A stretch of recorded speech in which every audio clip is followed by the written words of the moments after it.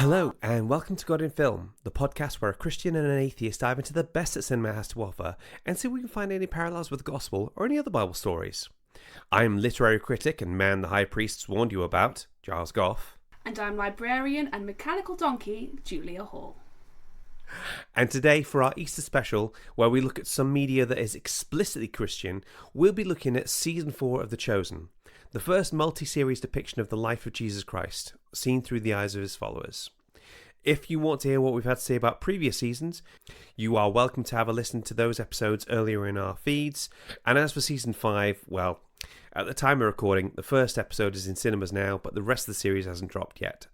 So, Julia, what did you think of this series? I liked it. I mean, The Chosen is not always super engaging for me, I think, because I can't be like, oh my god, that's that guy from the Bible. I mean, I am a bit like sometimes now, like when they had the flashback to David and, you know, his first son that like dies and he's fasting while he's ill. I forget which episode we talked about. Yeah, we talked about That Ends With Us. Yeah. Oh, I know this one. So that was a nice sort of like, you know, DiCaprio moment. But as a filthy atheist, sometimes it is a bit like, I think if I knew scripture, this would mean a bit more to me than it does. But I mean, we had some corkers this season. Lazarus being a big one, which is, it's weird because whenever I hear the word Lazarus, I always think of like, there's that one Doctor Who episode about the guy who's trying to get like eternal life, and like it's usually some horrible sci-fi, you know, immortality potion or something. So it's nice to kind of see the OG Lazarus. And I didn't realise that going the extra mile originates with this, right? With the story of the Romans. Kind of press gang. Yeah, so that's definitely where the phrase comes that's from? not in scripture. The Romans press gang thing. So that is invented.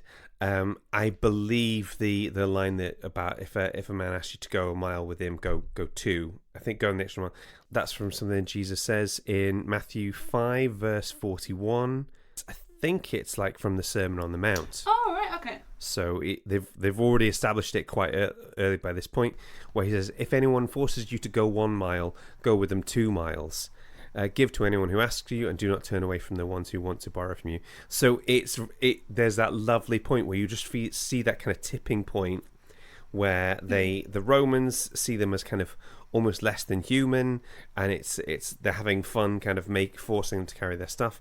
And then when they keep on going, you see them stumble. Matthew stumbles, and then one of the Romans helps him, and then one of them takes the helmet off Jesus' head. It's that thing we have to remember, that Jesus came for the Romans too. Yes. And it's an uncomfortable truth that I wish I could ignore, but Jesus came for the people who you think are terrible, as well as came for your people. You know?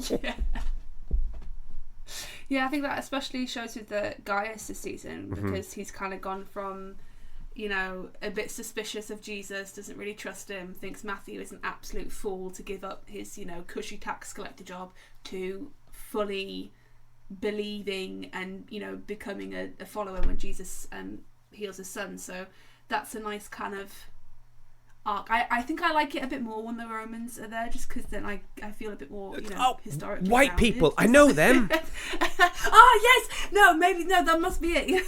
Like, oh good. People with a vast empire, I feel close, you know, to a vast and problematic empire. These are my people, man. What have the Romans ever done for us? What have the Romans ever done for us? Hey. But it's nice to have that. I don't know. It just feels a bit.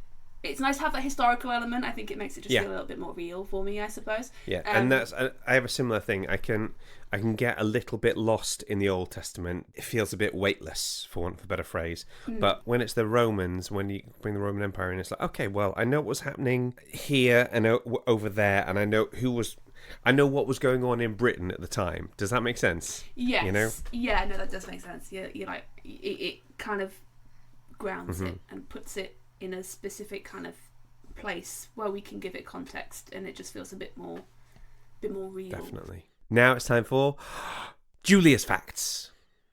I don't have as many facts as I usually do. We have covered this show extensively. Yeah, the ones that I found, I think I've got a couple of good ones. Okay. So I think last time when we did season 3, I talked about the huge set that they built. This thing is over like 900 acres. It's got temples, it's got marketplaces, it's got shops, it's got interiors, exteriors, a lake, everything. But while the construction crew were making the set, the art director, BJ Foreman, invited them to write their favourite Bible verses on some of like the unfinished walls and the bits that weren't quite done yet before they were painted over. And the crew loved this idea so much that they basically kind of, any bit of sort of unfinished half-built stuff, they would write their favourite Bible verses on. But of course, so we can't see that when we watch the show. But underneath, all the paint and the stucco and the dirt and stuff, are all these Bible verses written by the crew that are meaningful to them. I love that, which I think is really lovely. Yeah, it's like scripture is literally infused into the show. Literally, genuinely, literally. One of Come and See, which is the production company around this. Yeah, they've switched. Have they changed now? So originally it was Angel Studios, who were I think possibly like the distributors. I think Loaves and Fishes might be the producers, the production company. Yes. And it used to be Angel Studios, and then there was kind of a bit of a parting of the ways. So that's why I think there's we get new credits at the start of each episode. Yeah. But one of the goals for The Chosen is to have the show translated into 600 different languages, so that it can be accessed all over the world. At the moment, they've gotten to 53. Yeah. One of which is the official language of Madagascar, the specific name which escapes me, because they had one person write in and was like, please can you translate it into this language, because I would love to be able to watch this in Madagascar, which I think is really cute. Yeah. Like making sure that everyone can access it. The other couple, one of which I was watching a talk show that they do with the cast after each episode, and they had Jonathan Rumi on, and this is a brief spoiler warning. Okay. If you've not watched the season, turn back now. But Jonathan Rumi actually knew that Raymer was going to die all the way back in season 2. When I was watching the interview, the editors put the scene over so you could kind of see what Jonathan Rumi was talking about. But there's a bit where Raymer's talking to her father about wanting to go and follow Jesus, and obviously he's really not happy with the idea, he's kind of against it, and Jesus is kind of watching on, and you can really see this sort of sadness in his eyes. But Rumi says there's a moment where he looks up as Jesus, and that is the moment that Jesus also knows what is going to happen to Raymer, which is crazy to me. Especially, I don't know, he must have kept that secret as well that whole time, but to know all the way back in season 2 what was going to happen, I would not be able to keep that secret, quite frankly. But I think maybe go back and watch that scene again and seeing it with that new light. We are going to talk more about that in the Finding the Faith in the Film section, because I have some thoughts, and another contributor who's going to be joining us later on this episode will definitely have some thoughts. But that's most of my my facts. Although I was going to talk about, I've actually seen Jonathan Rumi before, and I didn't realise it because I was looking up his sort of acting credits. And he's done a lot of stuff that is not super Jesus coded to me. He's got a lot of video game credits, actually. So he's been in Call of Duty. He's been in Saints Row, which is, for those of you who don't know, is a very Grand Theft Auto kind of genre of game.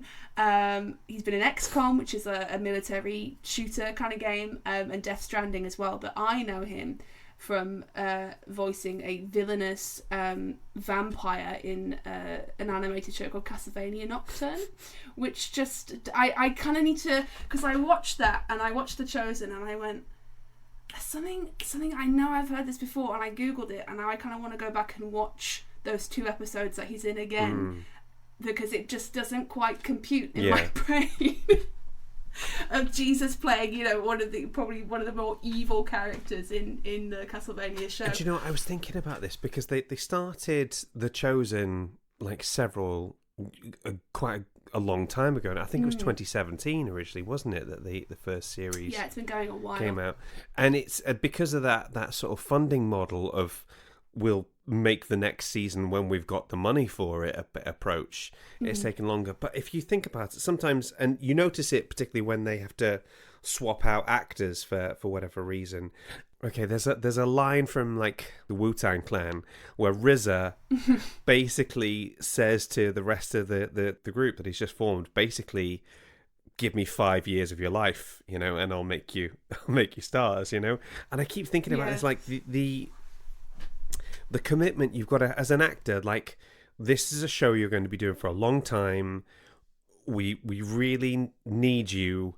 It's a massive commitment for people. Also, so do you remember Sarah Michelle Gellar really worked hard to not be seen in public, like stumbling out of clubs or smoking or drinking or anything, because she was a role model as Buffy. And Jonathan Rumi must have to be delightful to every single waiter he meets, no matter how incompetent they are. Yeah, like just he's kind of a bit synonymous with Jesus for me now. I think when I think of Jesus, I picture him. So it's interesting you say that, because my friend Jen said she didn't want to watch The Chosen too much because she was worried that Jesus would just start to look like Jonathan Rumi in her mind. And it sounds daft, because you don't want to end up sort of accidentally idolizing somebody. Yeah, you don't want to end up like that one grandma who has a framed photo of Obi-Wan Kenobi in her house because she thinks it's Jesus. Exactly. And I've had things recently where, when I'm trying to sort of seek God and I'm trying to like work out what he wants to say to me, and I had this picture of Jesus kind of like wrapping his arms around me in a hug from from behind, like picture like big strong arms, like a bro hug, bro hug sort of thing, just holding you so you don't fall apart. And I remember him telling me like everything's going to be okay, you are fine. And that Jesus that seemed to be talking to me looked a lot like Jonathan Rumi in that moment. But the thing is, right, if Jesus didn't look like Jonathan Rumi in your head, he'd probably look like Jim Caviezel, or he'd probably look like Robert Powell, or he'd probably look like any other actor who you've seen being Jesus in a piece of media in the past. Or if he didn't look like that, he'd look like those blonde-haired, blue-eyed Jesuses that you see, Caucasian Jesus, that you'll see sort of on stuff. So, and I know this will sound daft, it kind of doesn't matter what Jesus looks like to you, and if he looks a bit more authentic, a little bit more Middle Eastern and a bit more Jewish, that's fine by me, The flip side to it, though, you sent me a little video of Jonathan Rumi was in his full Jesus getup, holding onto a coffee cup and his mobile phone while sitting on a mechanical donkey for filming. And I don't know what to tell you, Julia. That really helped me in a lot of ways, because it helped me to distinguish between actor and role. Especially period actors, I adore. Like, I love the juxtaposition between somebody in their period outfits. You're looking at Game of Thrones actors listening to music on their iPods, or like someone on the set of Bridgerton with their mobile phone. It just, I don't know, it just scratches an itch in my brain. That is really cool. So just seeing Jesus with his little like, recyclable coffee cup and his smartphone on the back of this fake donkey was just perfect for me. Brilliant. That's all my facts. That's pretty much it. Thank you, Julia. Those facts were amazing as always. Hey guys, it's Editing Charles here, and we've just dropped our U2 bonus episode on our Patreon page. In it, I hear from a minister and U2 superfan, Reverend Tim Edworthy, who talks us through his 40-year fandom with the greatest Christian rock band that never was. I'm also joined by the host of the RE podcast, Louisa Jane Smith, who loves the band so much she actually did her dissertation on them. Here's a clip. In some ways, again, like a lot of people of my age who were brought up in the Christian faith, U2 became something of the soundtrack to my life. And and probably helped me explore the Christian faith more deeply through the lyrics. And there's always this thing, I think, whenever U2 brings out a new album, well, whenever, I hope they will bring out a new album. It's been 7 years since the last studio album, but those two are of a sort of religious disposition will be poring over the lyrics and seeing where are the God references, where are the Jesus references, however tenuous they are, and very often they're not that tenuous, but seeing what that's saying about Bono's faith in particular, but maybe other members of the band too. If you want to hear the full episode, you can go to www.patreon.com/God in Film podcast and sign up to our Bishop Waller Bridge tier. You can also check out our God in Gaming episode. We have longer, extended cuts of interviews and uncut episodes on there where you'll hear it first and in full. Now, ladies and gents, we have no guests today because honestly, we have had some fantastic top shelf journalists talk in the past, and I don't think I was going to top that. For long-time listeners, you will know there is one rule on God in Film. One rule that we hold sacrosanct, and that is that Claire Gough, the First Lady of God in Film, gets to do whatever she damn well pleases on this show. And to this episode is no exception. So Claire, hi baby, how you doing? Hey gorgeous, how you doing? I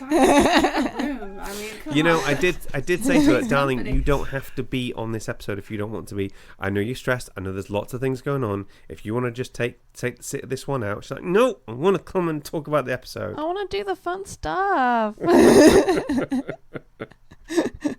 So yeah, here I am. Hello everyone. So yeah, this possibly won't be the most in-depth analytical episode because it'll be largely me and Claire just obsessively fangirling. Yeah. We have 2 small children currently on Easter holidays, so we're gonna. It's busy here. Yeah, it is what it is, guys. Yeah. We'll do our best. Cool. Okay, go for it, babe. Now it's time for Finding the Faith in the Film. Da da da da da da da. Fantastic. Okay, so let's just get this over with. Most characters we see in The Chosen have a significant amount of plot armor to them. Yes. Yes, we do know Jesus is going to die, but he'll get better. And we know what's going to happen to Peter, and we know what's going to happen to so many of these characters. Mm-hmm. But we also know it's probably not going to be happening anytime soon. We've got a little bit of time. Mm. So when they killed Rayma... Yeah. And it makes sense. They had to invent a new character in order to be able to kill one of them off for dramatic effect, I guess. Yeah. Like, nobody's really died in The Chosen, really. Like, a few people have, but, like, I mean, it's been... John the Baptist died, but we knew that was coming. Do you know what I mean?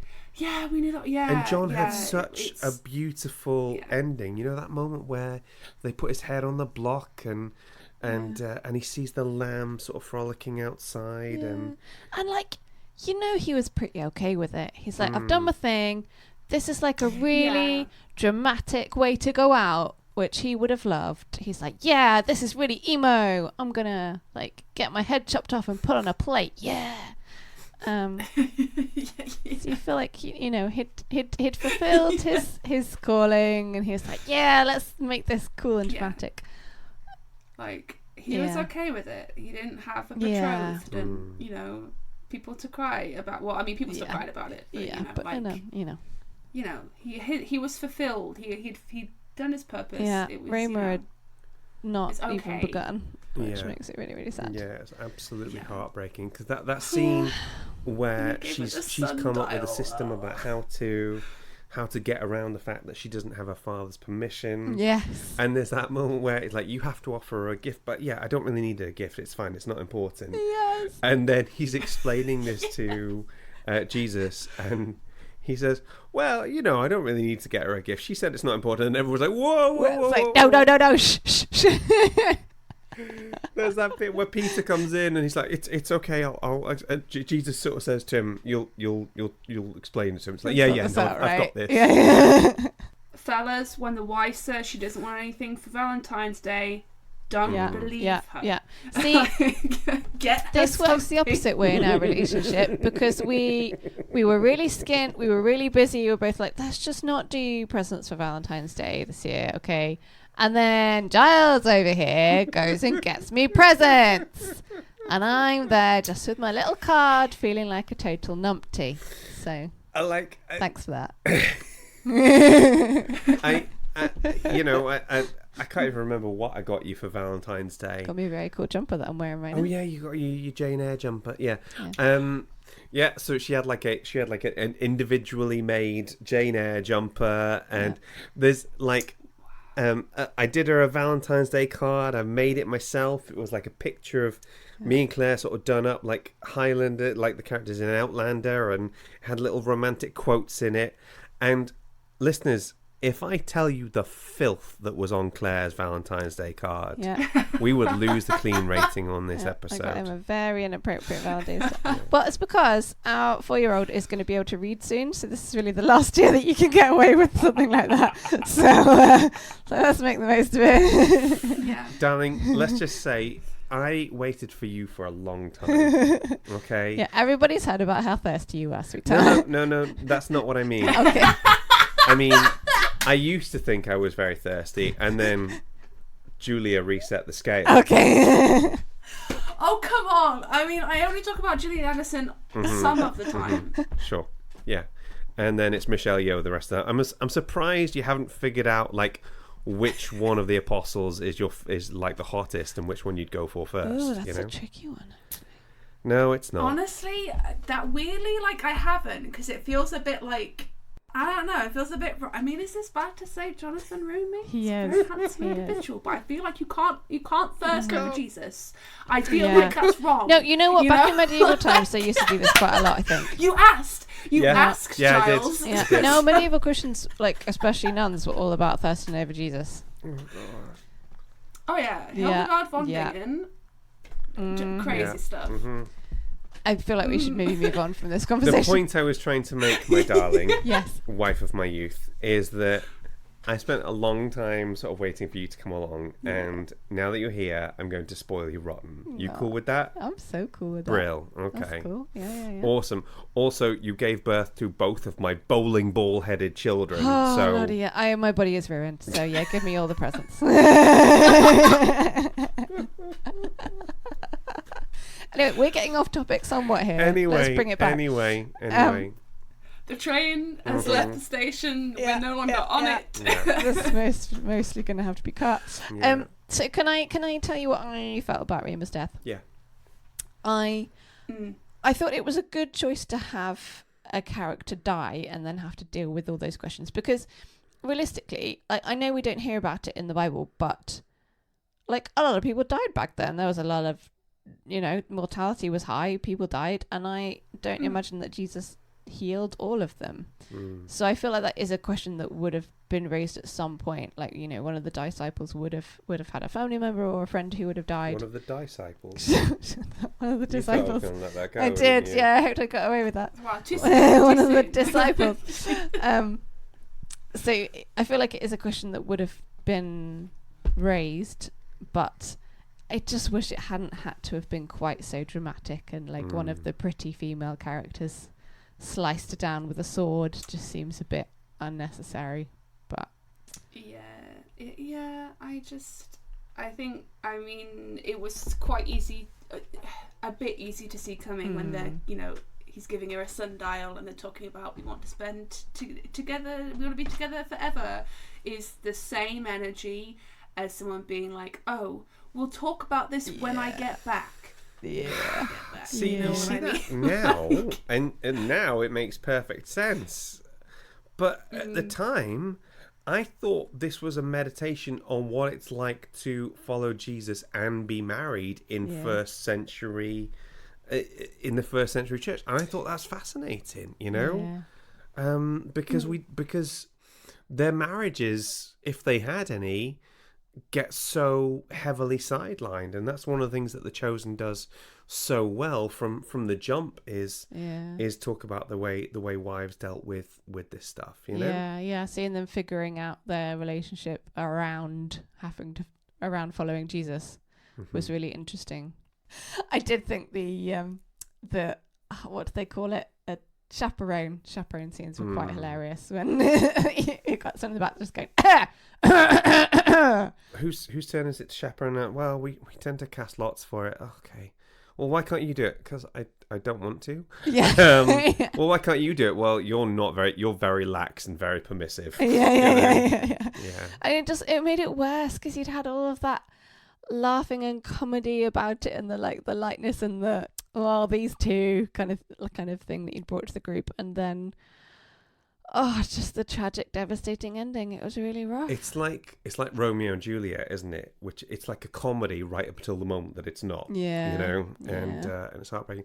The way it's used, though, do you remember when her father says, "I cursed you, Jesus of Nazareth, and I'm going to spend my time telling everybody how terrible you are." Yeah. The way they use it to make you believe how the ill feeling builds up around him was fantastic, because whenever you see any sort of productions of the sort of trial of Jesus or like the passion or the last few days of his life, you're like, well, hang on, why could anybody have anything bad to think or say about Jesus? And the way it kind of uses that as a plot thread, I thought was beautiful. Yeah. It's also like getting into like Reddit theories about certain people and where, is this character going to be this parable? And honestly, to read it, it's just, there's something wild about that. But they were talking about having this death scene, and obviously in Kathleen being, understandably upset about that. And then people are kind of going, is he then going to be one of the people specifically to testify against Jesus, and that's we're basically being given kind of further context as to why that's going to happen. So I don't know if Kathleen is specifically mentioned in the Bible or not, or whether he's aware of. I mean, as best I can tell, Rayma and her father and her family are whole cloth invented characters. Yeah. One of the things that's been enjoyable watching this show is the way that characters who serve a plot point and become characters in the Bible. So, for example, Gaius becomes the centurion with the ill servant. And that was a beautiful interpretation as well. I've seen theories that Atticus is going to be the Roman who stands the cross, Jesus's cross, and says stuff. And there's some people like, I don't think it's going to be him. And some people are like, I've reread this and I'm 99% sure this is going to be this guy. And it's really fun to watch Bible discourse on Reddit. It is funny you say that, because he struck me as such a fascinating character. He's basically a Roman investigator, isn't he? Yeah, he's like Roman MI5. Yeah, he's kind of like a and PI. the way he seems to be able to speak truth to power to pretty much any Roman in any position is fascinating, because it's such a hierarchical system. The idea that you can have one guy come in and be like, that's rubbish, and I had exactly the same thought recently, that this guy is too important for him to not have a role later on. So that's where my money would be on him being the sort of the Roman at the foot of the cross who realizes all too late that this is the Son of God. Yeah, he's got to have a role somewhere, hasn't he? Yeah. When you mentioned about how can you have anything negative to say about Jesus when it gets to the point of the trial and stuff, I found the scene really interesting when Mary pours the perfume on Jesus' feet and the reaction. And when he's talking to the Pharisees, it's so frustrating because it feels like it has such a potential to be a positive interaction with those Pharisees that come to visit him, Shmuel and someone else. Is it you? Yeah. And it's just like what Mary does is amazing and beautiful, and I love the way Jesus defends her. I think that's fantastic. But I could also very much see the other side of it. Kind of, I really understood. Shmuel has devoted, I think it was him that was speaking, I get them mixed up, has devoted his life to studying the Torah and to his faith, and he's like, are you just going to, he's wondering why Jesus appears to be disregarding all of these rituals and traditions and everything that he spent his life kind of figuring out and following it, and that seemed to have been so important to the faith up until that point. And, with the benefits of hindsight of, 2,000 years of Christianity, it's very easy to say, well, obviously Jesus was right. But actually, if you're there at the time, how do you know? It's like... Yeah, if there's something you've been doing for years and years and years, and some guy is like, you're a dingus, you shouldn't do it that way, you're gonna get defensive at best. Yeah, exactly. You know what I mean? And then some woman comes in and pours like some really expensive perfume on his feet and starts wiping them with her hair. You're like, well, that's inappropriate. Didn't you think it was interesting that they made it the Mary of Mary and Martha fame rather than Mary Magdalene? Because typically it's meant to be Mary Magdalene who's the Mary in that context. I don't know if we actually know that. I don't think they know who it is. I don't think it's specified. We might have to check. If only we had And some my interwebs phone to check it out. And my phone is To the down. internet. Let's see what Dr. Internet has to say. Here we go. John 12, 1-8. 6 days before the Passover, Jesus therefore came to Bethany, where Lazarus was whom Jesus had raised from the dead. So they gave a dinner for him there. Martha served, and Lazarus was one of those reclining with him at the table. Mary therefore took a pound of expensive ointment made from pure nard and anointed the feet of Jesus and wiped his feet with her hair. Okay. The house was filled with the fragrance of the perfume, but Judas Iscariot, one of his disciples, he who was about to betray him, said, "Why was this ointment not sold for 300 denarii and given to the poor?" He said this not because he cared about the poor, but because he was a thief, and having charged the money bag, he used to help himself to what was put into it. Jesus said, "Leave her alone so that she may keep it for the day of my burial. For the poor you have always with you, but you do not always have with me." So this is the John 12, 1 to 8 version. That's what they based it on. Okay. Yeah. Is the hair like significant in that, like wiping with your hair? Yeah. Because that seems very intense. Like, because or at least in the show, a lot of them have like veils and head coverings and like and just they wear a lot of cloth, right? So I feel like I don't know. The hair feels intentional to me somehow. Yeah. But I don't quite understand the significance of it. So I'm not speaking from a point of expertise here, but in a lot of history, and I think in this time as well, having your hair covered was necessary because having your hair uncovered was a sign of immodesty. Yeah. Really quite an so immodest, there is a shocking in thing the scene. to do. In that scene, there is a line where Jesus says something to the effect of, "There was nothing in the scriptures about women having to cover their hair. That's just tradition." Yeah. You know? But it was very common, like even in even throughout most of Western history, it's women have practical covered as their well. hair. It keeps your hair clean.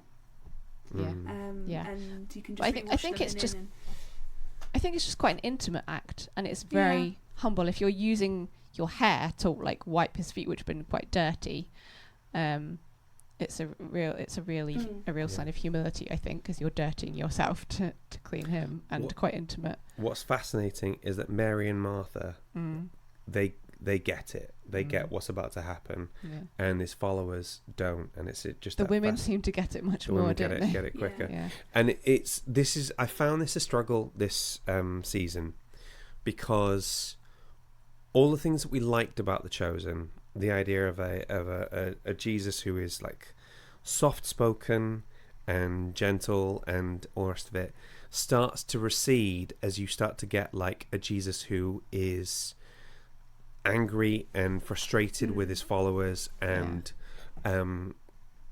worried and scared.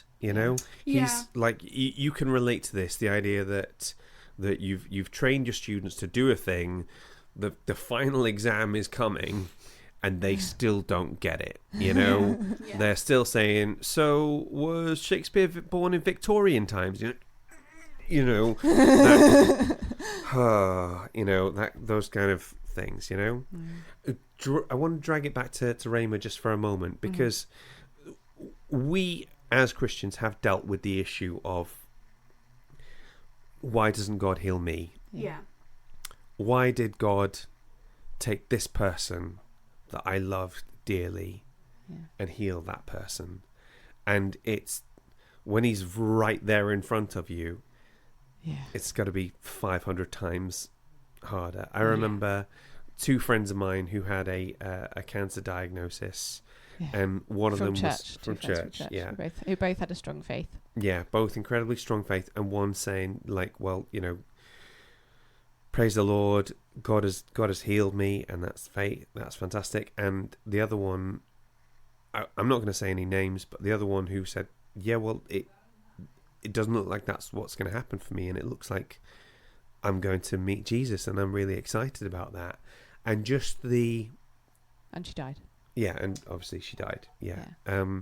And the difficulty of that, Yeah. you know, and the fact that Jesus doesn't explain it. There's nothing he says that makes him better. And the way they talk about Thomas, the way they talk about losing Thomas, Yeah. like losing an incredibly important asset. Yeah. I thought that was lovely. And okay, this is going to be an incredibly flawed comparison. Okay, so get ready, because you could probably I'm ready. you could drive a bus through these. But if Rayma's not there, if Jesus isn't healing her, then there's a reason for that, you know, and we never get to find out the reason this side of eternity. Yeah. You know, and do you remember the episode of Doctor Who with Jodie Whittaker where she went back to Montgomery, Alabama, and saw Rosa Parks get arrested? I didn't watch that season. Okay, I'm really all right. Sorry.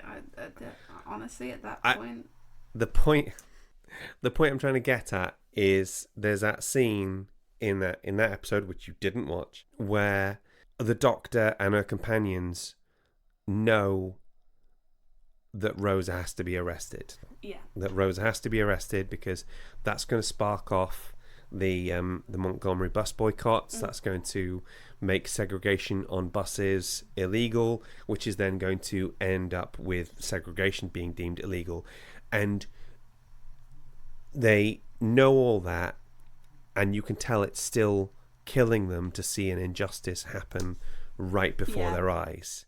And that is it's a paltry example, but that's the only example I could think of where you see a bad thing happening and you know why the bad thing has to happen, and you know that you can't do anything about it because it serves a greater good. Yeah. And that's what Jesus has to be like all the damn time, and that must be exhausting. Yeah.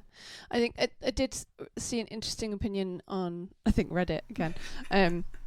Some people didn't like how distant Jesus seemed sometimes in these moments, where the one that struck me actually more was when he goes to meet Mary and Martha after Lazarus has died, and Mary especially is just absolutely weeping on the ground, and he stands up, he just stands there in front of her. He doesn't sort of like kneel down or get close to her on her level or anything like that, and that just seemed a bit incongruous to me. And the same when Rayma dies, he doesn't sort of, he just kind of stands there, and I just expected more kind of physical comfort. Yeah, I'm not saying he would like.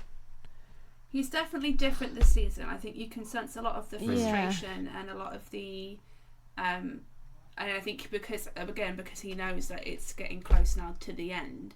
You know, is it partly sort of taking some of the safety wheels off and kind of seeing what the disciples are going to do? Like, are they going to kind of fill in the gap? Do they understand? You know, like on the bit where he's trying to explain to Thomas, and Thomas is like weeping, and he says, like, I'm sorry, I don't understand, I don't get it. It's just, I feel like you're missing the one thing that happens after that. Shortest verse in the Bible, Jesus wept. Yeah, you know, he does, he literally, he looks at Thomas, he looks at Mary, he looks at Martha, he looks at his mother, and it's just too much. I do love and that moment. And he bursts into tears and he weeps, and he knows he's going to walk down the road and he's going to resurrect his oldest friend, and he knows, how can I put it? It's like a publicity stunt. It's staged in such a way so that they can see, and it'll solidify the fact. And this is the thing that's fascinating. It's the journey that we saw Peter go on the season before of you are God, and you are the Son of God, and I worship you, and you didn't do this thing that I really needed you to do, and that those two things can be true at the same time. Yeah. It felt in that moment that he wasn't just crying because Lazarus had died. He was crying because this next step that he was going to take was going to change everything and start him down a road that he can come back from, and that was leading to the crucifixion. I don't know how I feel about that, because I like the idea that Jesus was crying because people were sad and his friend was dead. You know? Yeah, I suppose both could be true. Like, I think honestly, Jesus had a tough time this season. You know. I think it's gonna get tougher, guys. That's the one. A lot of people are dying. But then also, like, you know, that from his perspective, that also is like for a greater purpose, right? Otherwise, why would he not go all the way back and try and resurrect John the Baptist, for example? So, you know, I think there's a lot of reasons really why, you know, he's got reason to be sad. Yeah. This is something that occurs to me. Like, I was re-listening to our first episode on The Chosen, where I interviewed Sam Hales, and Sam was saying that he believed it was going to be like a 7-season show. Yeah. So when you find we're at season 5, and we're already at the Last Supper, I feel this sort of sense of anxiety, because I'm like, I thought we would have more time. Yeah, I'm not gonna lie though, seeing Jesus flip them tables in the trailer, I never thought I would be like hype for a Bible show, but it's my favorite thing is like Jesus, lovely chill guy, you know, go 2 miles guy, just absolutely going wild every time these tables, man. Jesus walks into a temple now, I'm thinking, oh, Julia's gonna love this bit. So, but I think there's supposed to be 8 seasons of this. I think they wanted to do, right? So it just feels like if they're gonna do 8 episodes a season and the Last Supper's, you know, next season, it feels, you know, are they gonna? I think they can. I think they can really stretch out the bit leading up to the crucifixion. You can, but also, do you want to? Is the question? You know, when you don't want audiences to be like, come on, get on with it. You know. I do wonder if they will extend it past. Well, I'd like them to obviously spend a decent amount of time on the bit after he's risen, because I feel like that's always skipped over. Yeah. And there's no narrative tension after that point, is there? But it's like that's some of the most interesting time when it's like, okay, he has just come back to life. What is the nature of this? How are people going to deal with this? How can people be walking? How actually kind of hang around after he's risen? He hangs around for weeks like, at least. Like 40 days, is it something like that? I don't know. I can't Mind remember. you, I also learned that 40 days is kind of an expression that means an expression rather than at one point, like Simon and John and Peter James and John and whatnot go back to fishing because they don't know what else to do, and there's one point where he literally cooks them breakfast on the side of the thing and calls them over. He's appearing to people left, right and centre. Listen, when we get there, it's going to be amazing. I want us to move over onto the one next thing. So Julia, you saw the last episode where he's coming into Jerusalem. Yeah. Can you remember what the event was called? This is Palm Sunday, right? It's what we would call Palm Sunday? It'll become Palm Sunday, but the Jewish people don't call it that. They call it it's something else. Oh. What is it they're all going to Jerusalem for? It's not for Hanukkah. Hanukkah's already happened, right? I'm really bad at this. No, it's okay. Listen, it's okay. It's a thing called Passover. Passover. Yes, of course. Okay, yeah, I'm on board now. So, do you know what Passover is? I read, I think it was a Tumblr post once, and it was like a rundown of every Jewish festival is like, they tried to kill us, they failed, let's eat.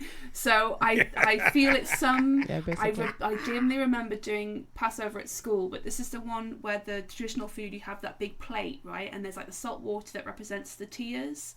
And I think, isn't one of them parsley or something? I really remember like as a kid like drawing in the different foods. But is Passover when Moses leads them around about the time when Moses? So I'll talk you through this bit so you know what it is.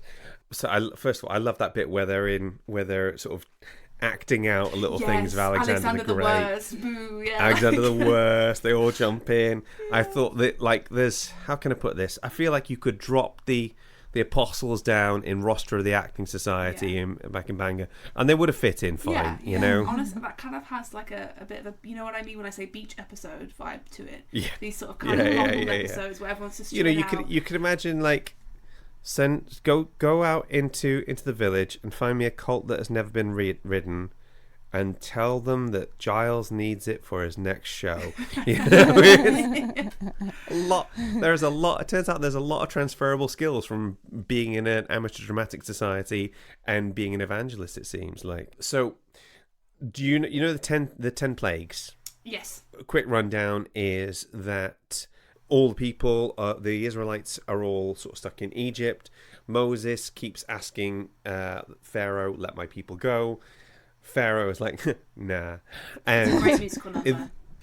Yeah, there's lots of this kind of back and forth, and the 10th plague, if I'm right, is the death of the firstborn, isn't it? You know, death of the firstborn son. Death of the firstborn son. So because girls don't count. Pardon? Because girls don't count. Honestly, I'm happy to let it fly in this specific. Yeah. Like on this occasion, let this one go. Lads, this is all you. You know? And what I'm paraphrasing here, but what God says to Moses is, tell your people to sacrifice a lamb, put the lamb's blood above the door of the house, and the angel of death will pass over you.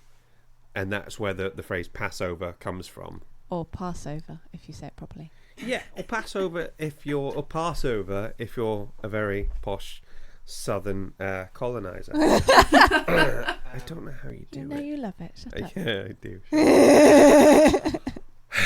Moving on from the legally mandated Giles and Claire flirt with each other part of the episode, we've talked about the idea of human history being one grand narrative where one thing links to each other, and God being the author of that narrative.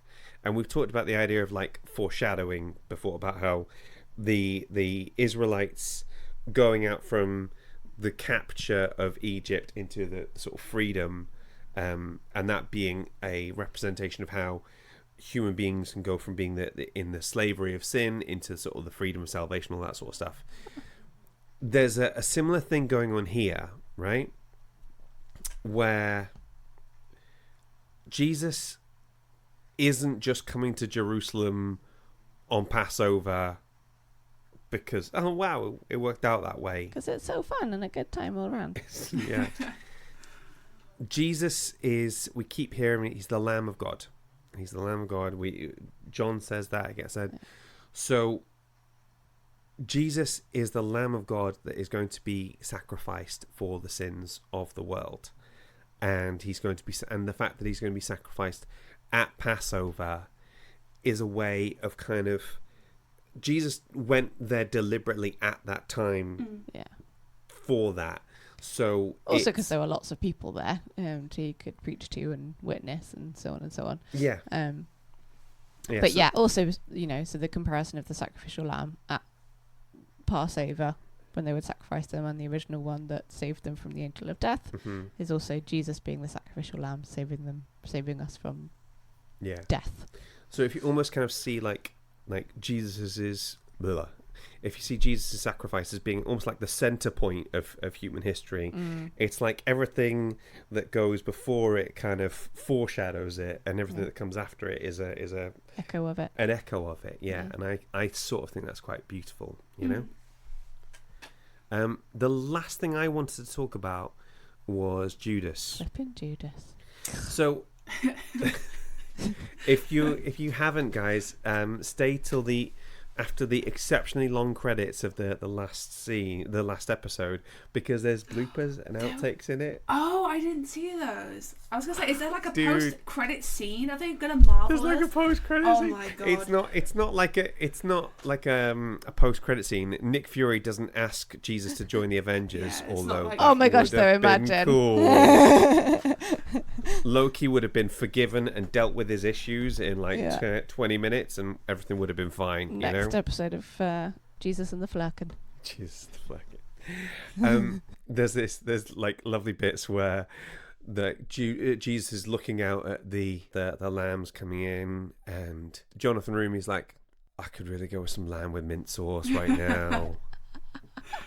Judas is there going, I'm going to betray you so hard. And they're still doing it. They're keeping the regular voices, you know? Yeah. So Jonathan, Jesus, there's like, I'm really thirsty. And then Judas like, I'm thirsty for vengeance. What? Check it out, because it's so funny. And I think sometimes this show can become such a big, if you're a Christian, this show can become such a big deal in your head. Yeah. So seeing the actors just being actors and just being people is brilliant. Yeah. But Hold on, Julia was going to say something Go there. for it. Oh, honestly, it was just anytime I think of Judas, there's this meme that I saw, and it'll be like Jesus is like, one of you is going to betray me tonight, and Simon's like, is it me, Jesus? And he's like, no, it's not you. And Matthew's like, is it me, Jesus? And he's like, no, Matthew, it's not you. And Judas is like, is it me, Jesus? And Jesus is like, is it me, Jesus? It's some silly little audio that like does the rounds on like TikTok every like few months, but it just brings me so much joy. Oh, he's such a PR guy. He's such a business guy. And So this is the point I was going to get onto. I Yeah. find myself thinking that people without much of an education might find it easier to follow Jesus than people with one. Yeah. And because we heard in that scripture from John where John calls him what's like he he's say? a thief, He's like, but he's been and then like, Judas, thief, who was man. a thief, you know, and like he really, John really kind of sticks the boot in there, you know. Yeah. But it occurs to me, like, when Judas joins this group, you can tell he's passionate, you can tell he's sincere, and from Jonathan Roumie's performance, you can never really tell whether Jesus knows that Judas is going to betray him or not. It's so ambiguous. I love that, you know, because you don't know if that distance from Jesus is part of the thing that makes Judas want to betray him or not. But when Judas comes into this thing, he has so many ideas, and he has so many things like, we could just use money to pay somebody to wash our clothes for us, and that would be a more effective use of our time, because we could then go off and do this. And then Z, the Simon the Zealot, is like, there's a reason we've got to do this. And then there's like, we could just go and buy some grain. We don't have to thresh it out. And he's so desperate to make a contribution. Yeah. He's so desperate for his contribution to be seen and to be valued that he doesn't take the time to really see what organization he's a part of. Yeah, I don't know if I agree with that it's Okay. his contribution that he's worried about. I think he's got a certain vision of how things should be and how he wants Jesus to be and what he wants this to be achieving. Of efficiency, Like they've- right? Yeah, Yeah. like they've all got an idea of what they want the Messiah to be. And he's not, and Jesus isn't living up to what he expects. Yeah. And he just doesn't understand. He's not got the point of it, like a lot of them, but he's just not It's got a the bit like point that of it. middle manager that kind of comes in and sort of wants you to do things a certain way, and it Yeah. sometimes it's well-meaning, but also, like, I can't remember who says it, but it's either Jesus or one of the disciples who's like, we kind of have to live in poverty to kind of understand the uncertainty of poverty. Yeah. And Yes, Jesus says it, yeah. I think I like to interpret that less as like, rather people should live in poverty and like that's okay, but rather we can't like relate to these people and give the word to these people if, you know, we've just come from like the fanciest tavern in town, having paid everyone to, you know, wash our clothes and find us food, when like we can't be so removed from our target audience that, you know, we can't go to a climate change summit in a private jet. It doesn't work, you know. So I think I would kind of Jesus frustrated by that, because like, well, it's not efficient, you know, like it's not like, you know, it's like Judas is the representative of capitalism and big business. I don't know if I'm probably putting my own biases on that a little bit, but he wants to upscale. It's and like when you have a really good little coffee shop that then becomes like a chain and it kind of loses the stuff. But it's funny because I've seen this so much with charities. It's like they're a grassroots charity, and Judas is desperately trying to upscale them into like one of the big boys that can be really effective and do. He can see all of the amazing things they could do if they can just like get more employees and get more income and get more donations, forgetting the heart and soul of what they're actually trying to do. And I have seen that with so many charities, that when they go from being a grassroots organisation to getting much bigger, the priorities start to become paying the staff and paying the CEO and paying the marketing team and having really shiny marketing, and you start to lose sight a little bit of the actual point of what you're doing.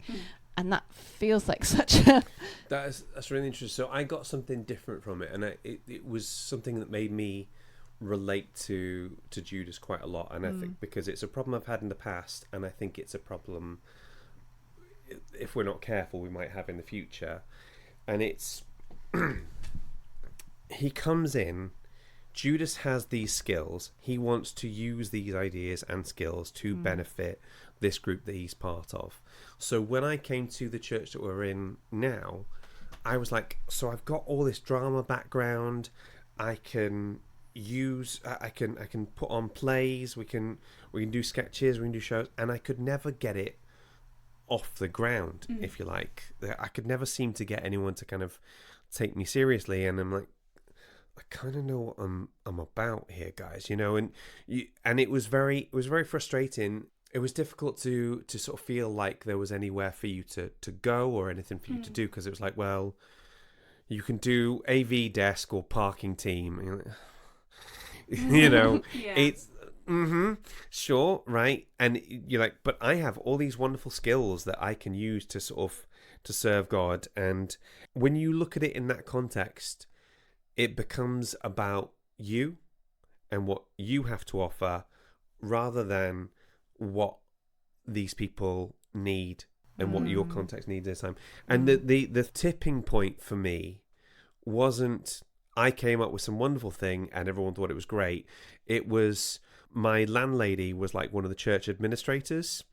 So one of the things about running a church is there's always stuff to do. There's never enough people to do it. So when she was looking for volunteers, sometimes she'd just look around the dinner table and there I was, you know? And so I would like volunteer for cooking for Alpha and like stuff that, yes, I could do. I didn't particularly feel called to it. I didn't feel like it was me showing my best for Jesus, but it was what was needed at the time. And from that point on, I then got to use my skills. I then got to use my abilities when people know that you've got the heart of it in the right place, you know? And this is the thing that for me shifted how I saw Judas, because Judas's initial sin isn't greed, it's pride. It's I've got all these things. Why is nobody listening to me? Because I'm an intellectual. I know the right way to do this. Why are we being so parochial about it? Yeah, I think it's also a lack of faith, because he's always worrying about the future. Yeah, and worrying about where the next lot of money is going to come from, and the others have sort of learned. Well, Jesus always just figures it out. They've been on the road a lot longer. They kind of have gotten used to the uncertainty of poverty, right? And it's something like coming from even from any kind of background, a stable background, and I have no idea. I imagine if you basically threw me onto the road with no money, I would flounder pretty quickly. It must be a really difficult thing to get your head around. And it's nice that I think that Judas isn't kind of portrayed as this kind of Machiavellian guy from the start, right? It's understandable for the position that he's in, and you can kind of understand why he would do what he's done, it's not necessarily because he's like an evil guy at heart and has always kind Yeah. of been evil and full of sin. Do you know what I mean? And it's when he starts to be separated from the group. He's always a little bit of an outsider because he comes in a bit later and doesn't quite gel with the rest of them in the same way. And he's got these questions and they're not being answered, and he starts sitting apart, and so he's not like connecting with the group. And that's what keeps you kind of in and together, is that connection with people, which is probably part of the reason for things like let's make our own grain for the bread, because you have to work together and spend time together and basically a team connect building with each other. exercise, Yeah, effectively. basically. And he's not engaging in that, and then the secrecy starts of putting this money aside. And if he just said like, I think it would be a really good idea if we took like a little portion of this money and maybe invest it so that we can use those resources for, I don't know, helping these people, maybe they would have been up for it. But it's the secrecy of it, isn't it, that he starts doing it without telling anybody and working on his own and thinking that he's got the best plan and that it's in everybody's interests. Yeah, it's that pride again. And that's where the problem really comes. Yeah. Yeah, seeing the kind of the conflict with Matthew. Yes. Where, like, Yes. I know what, like, he's like, I've done the numbers. I was like, hang on, you just must have done that all in your head, because you didn't sit down with an abacus at any point. You like, I love the idea that Matthew is that smart, but he's just he's not going to go back to that life. You know, I kind of love that. That I think that's a real lesson, because sometimes we can misinterpret forgiveness as this has happened with, particularly poignantly with sexual abuse cases in the church, in the past, where a priest has said like, okay, you know, they committed this sin, but we've forgiven them and everything's fine now, and they're still working with children or working with other people. It's like, no, that's not what that means. You can forgive someone, still not put them in the path of temptation to commit that sin again. And I feel like that's what's happened with Matthew. They've completely forgiven him at this point for what he's done. Do you remember that bit where early on in the season where Matthew is saying, why has Peter not forgiven me yet? And I said, well, in the abstract, I hurt him by working with him. Like, and then Jesus is like, was it in the abstract? Specifically, what did you actually do, Matthew? It's like, well, I did this, and I doubled his debt, and I did snitch on him to the Romans. And it's that moment of like, and there's the beautiful thing where it talks about forgiveness is a gift. Yeah. And that was beautiful, and I loved both sides. That we've talked at length about radical forgiveness this season, so I'm not going to go into it in any depth. But the way Matthew says, "I'm not looking for forgiveness, but I just want you to know that I'm sorry." Yeah.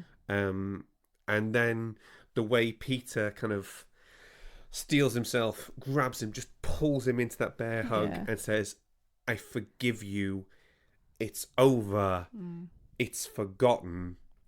And it is. But it takes both of them a little bit of time and soul searching to get to that point. Yeah, and you need it from both sides, don't you? Yeah. You know, and that's what makes this so hard, is it's really hard to forgive somebody if they're not sorry. Yes, you can do it. Yes, it's possible, but there's forgiveness and restoration, and those two things aren't the same thing. Yeah. I think that pretty much wraps up our finding the faith in the film. The thing I enjoyed the most was the last words of the last episode, that's a nice kind of heartfelt bit. Yeah, Jesus is saying to him like, I'm going this way. You don't have to come if you don't want to. And then Peter just says, well, where else would we go? You alone have the words of eternal life. Like, and what that else are we bit gonna just do? as cheap. Yeah, like what you? It's like, this is the thing. You're the only game in town. You know, you're like, I'm not going to go off and worship somebody else. Come on, you know. And then Jesus says this. Well, and I don't think this is in Scripture. I think this is an invention of the show, where he says, "Just know that in this world, I loved you as my own, and I will love you till the end." I'm like, I'm fine. No, it's just my allergies. And also someone's cutting onions, and also it's raining in here. Yeah. We were saying, weren't we? We love the portrayal of masculinity in this show. Yes. It's such positive masculinity. I think isn't it? it's like, really is. for me, it's second only to like Lord of the Rings. when it comes to like positive masculine portrayal. You know what I mean? That's a really astute point, because there's a lot of crossover between those two things. Yeah, no, it's really lovely. I really like that it does raise the fact that the emotional side can be what makes it difficult to keep your faith sometimes. Like even Thomas, Jesus is right there. He knows who he is. He believes in him, and he knows he's the Messiah. But he's so angry with him and so upset that that's what threatens his faith. And I think sometimes sometimes believing, I know you're an atheist, but sometimes believing in God isn't necessarily the barrier. It's our emotions towards him about like what that means if he is real. Yeah, like we were saying earlier, especially when you know that Jesus can do this stuff because you've seen it, and he's standing right there, right now, and he won't do it. It's like when your dog is like trying to eat chocolate, and like they love the chocolate, they really want the chocolate because chocolate's great, but you're like, no, the chocolate is bad for you. So even though you're doing something like wrong and mean, it's to from their perspective, it's so that they don't die. This is like the equivalent of Jesus stopping you from eating that chocolate because it's poison and you're gonna die. I love that. But it's I can absolutely understand why that would shake anybody's faith, because why not? I know that you can do it, so why not? And that could you get more academics in the sciences that are Christians than in the humanities, because logically, for a lot of people, Christianity and faith in God makes sense, but emotionally it doesn't always. I think that's a really good way of putting it. You can think about it. Yeah, I think I'm the same, or slightly different. Like I would love to have a faith in something. I just find it rationally difficult to do. Do you know what I mean? Like I think if I woke up tomorrow and Jesus was at my door, like, hey yo, heard you were talking smack. Let's go. Then I can be convinced, right? But I just find that it's I don't know. Like, there's just a big. Hang on, is Jesus and Julia having a fight? He came and he's flipping tables, man. I need him out of my house. Hang on, wait, like. Jesus has got the knuckle dusters out. Julia's got her spiked baseball bat. Let's get serious. Let's get popcorn, But this is the challenge that I have. Like I believe intellectually in Jesus, and I know I have a faith, but I find it emotionally very difficult sometimes. I'm like, why do you let all of this stuff happen? That's so horrible, and it gets very frustrating. So that's the side of faith that I think most of us struggle with, and I like that it shows that in Thomas, someone that's literally there with him and is still having those struggles. There's so much bad stuff in the world that if I wanted to not believe in Jesus, I would have plenty of evidence to back up that point. But in a world where there is such sadness and performative cruelty, I think a belief in Jesus and having hope in Jesus is punk AF, frankly. Yeah, but I think what I'm saying is that that's what makes having that belief harder sometimes. The fact that all that sorrow and suffering does exist. Yeah. Because if you do believe in God and believe in Jesus, you believe that he has the power to take that away and hasn't. And that is what is incredibly hard sometimes, and that is what we see through Thomas. So I really love that they did that. Yeah. And I love the way you see him. He's there. He's still walking with them. Yeah. And you can see him gradually getting better. But it's not fixed overnight. Yes. It takes time, We talk about faith being like a roller coaster sometimes, and it shouldn't be. It should just be a nice, smooth progression from A to B, but it's more like a roller coaster. Jesus never told us it would be, did he, to be fair? He said it would be hard. Anyway, that wraps up our Finding the Faith in the film. We have an actual review. Woo! Over on our Facebook page, we have Heather Booth has said that we are a fun and easy to listen to podcast that really makes you think. Happy birthday, God in Film podcast. Thank you so much, Heather. That made us smile so much. Heather. That was really sweet. And quick thank you to our patrons. James Pittard, Sal Masella, Sarah Cooper, Philip J. Coleman, Lance Kane, and one Natalie Faye Miniker. We love you guys. Thank you so much. Thank you. Ladies, have you had a good time? I always Yeah, have a good just getting to spend some time with Claire is always nice. Just thanks. little girl time, you know what I mean? If you find a Claire, marry her. You know, can confirm, would marry again. Oh, You know, there's only one of me, I'm afraid. I'm sorry. until my cloning process is complete. Yeah. We don't have any episodes lined up in the pipeline next, ladies and gents. So if you can think of anything, just ping me a line and I'll give it some thought. If you have been, thank you very much for listening, and we'll see you soon. Bye. Bye-bye. God in Film is hosted and created by Giles Gough. That's me. Mixing and editing by Giles. Our logo was designed by Julie Walsh. And our theme tune was composed by Rick Lee. Please rate and review. Please give us 5 stars because that's a nice thing to do.